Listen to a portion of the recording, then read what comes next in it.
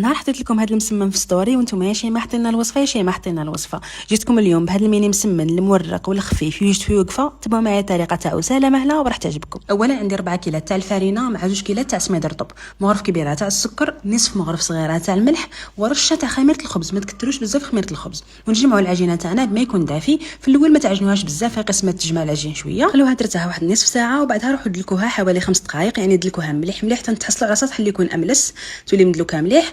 قرصوها لسته قرصات وخلوهم يرتاحوا. نروح نحضروا الخلطه السحريه اللي فيها 4 كاس تاع الزبده، 4 كاس تاع الزيت، مغرف كبيره تاع سميد رطب، وعلى راس المغرف هكا شويه برك تاع خميره الحلويات. نروحوا العجينه بعد ما ارتاحت ندو منها 2 كريات نفتحوهم ونديروا في وسطهم هذه الخلطه، نحطوا وحده فوق وحده ونحاولوا نفتحوا العجينه تاعنا ماكسيموم. حاولوا تفتحوها على شكل مربع وطبقوا العجينه بالطريقه اللي راهي موضحه قدامكم. بعد ما فتحتهم كامل نغطيهم ونخليهم يرتاحوا حوالي واحد 5 دقائق ولا 10 برك باش يمدوا لي الطعم. بعد نفتحهم باش نطيبهم.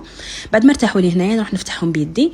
هذا ما كان طريقه سهله مهله كما راهي موضحه قدامكم. قطعوهم بكشكوبات ولا قطعات على البيتزا ودوهم طيبوهم مباشره بلا ما تستناو، وبقاو تقلبوا فيهم في الطاجين باش يطيبوا لكم بشكل متساوي يتنفخوا لكم واكيد يجيكم مورقين. وصلنا لنهايه الوصفه، ان شاء الله تكون عجبتكم ونالت رضاكم. على بالي اذا جربتوها راح تحمر لكم وجهكم. راني نستنى تطبيقاتكم كالعاده. سلام سلام.